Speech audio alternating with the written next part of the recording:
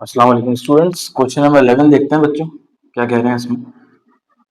N object falling from rest falls 20 metre during the first second. अच्छा, ये physics का question नहीं, आपको लग रहा होगा फिजिक्स का क्वेश्चन है। ये है फिजिक्स से रिलेटेड, लेकिन इसको सॉल्व करना है सीक्वेंस इन सीरीज के मुताबिक। ठीक है, ये क्या कह रहे हैं, एक ऑब्जेक्ट है यहाँ रुका हुआ है, ठीक है। अब उसने ऊपर से नीचे गिरा, ठीक है, और यहाँ आ गया, ठीक है। यहाँ से यहाँ गिरने में उस कितना डिस्टेंस कवर किया, 20 मीटर्स, ठीक है। और यहां से जब यहां आया तो कितना सेकंड हुआ था, फर्स्ट सेकंड हुआ था। क्लियर हो गया। 24 metre during the next second. अब ये ऑब्जेक्ट यहां से यहां आया, ठीक है। और अच्छा, पहले कितना कवर किया था इसने, 20 में 20 है, बल्कि 12 था ये, ठीक है। इसको सही कर लें, 12 है, ये 12 मीटर्स है फर्स्ट सेकंड में। अब यहां से यहां आया तो उसको दूसरा सेकंड लगा, तो दूसरे सेकंड में इसने कितना डिस्टेंस कवर किया, 24 मीटर, ठीक है। तो 12 और किया इसने, ठीक है। ऐसा कहने का मकसद ये, यहां से यहाँ 12, फिर यहां से यहाँ कितना किया, 12 किया तो 24 हो गया। फिर नीचे जाएगा और तीसरे सेकंड में तो कितना कवर होगा बच्चों, 36। तो समझे, ये 12 हुआ, फिर 12 12 24, फिर ये 36, ठीक है। 3 सेकंड का डिस्टेंस दिया हुआ इधर, एंड सो ऑन।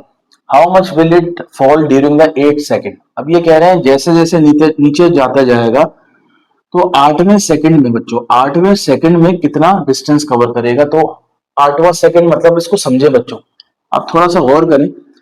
अगर मैं बोलूं फर्स्ट टर्म जो है वो है 12, सेकंड टर्म जो है वो है 24, थर्ड टर्म जो है वो है 36। फिर इसी तरह एक तरह से अगर ये देखे जाए ना, ये सीक्वेंस दी हुई है आपको, क्या दी हुई है बच्चों, सीक्वेंस दी हुई है। तो क्वेश्चन के मुताबिक तो यहाँ लिखें एज पर क्वेश्चन, ठीक है, या फिर according to the given condition the AP is.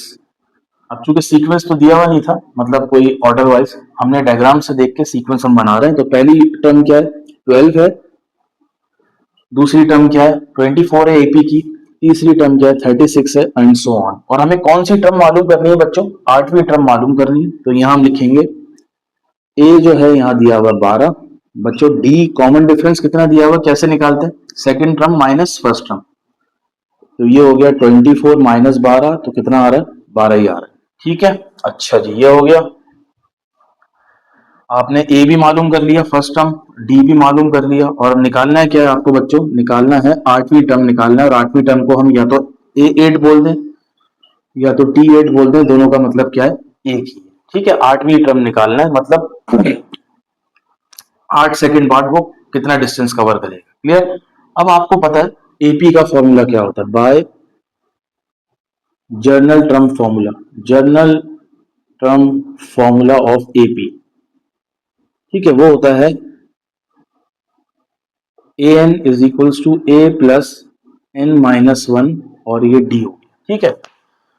A N मतलब ए, और कौन सी टर्म, 8वीं टर्म मालूम करनी है, ठीक है। तो इज इक्वल्स टू ए 12 है, एन कितना है बच्चों, एन देखें क्या पुट किया, 8, 8 माइनस 1, और डी कितना है, कॉमन डिफरेंस आ रहा है 12। तो ये हो गया 12 प्लस 8 माइनस 1 7 होता है, और ये आ गया 12, ठीक है। तो ये हो जाएगा 12 प्लस 84, 96 मीटर्स। तो इट मींस 8वें सेकंड में वो कितना डिस्टेंस कवर करेगा, 96 मीटर्स डिस्टेंस कवर करेगा। तो उसको लिखना कैसे आपको बच्चों को बताता हूं आपको।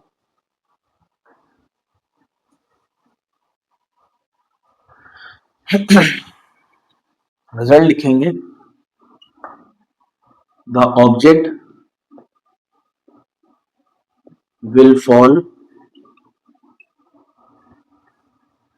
96 meters ड्यूरिंग द 8 सेकेंड, ठीक है। 8वें सेकंड में वो कितना डिस्टेंस कवर कर चुका होगा, 96 मीटर्स। तो बेसिकली हमने ये 8वीं टर्म निकाली है, ठीक है। इसका स्क्रीनशॉट ले सकते हैं आप लोग बच्चों।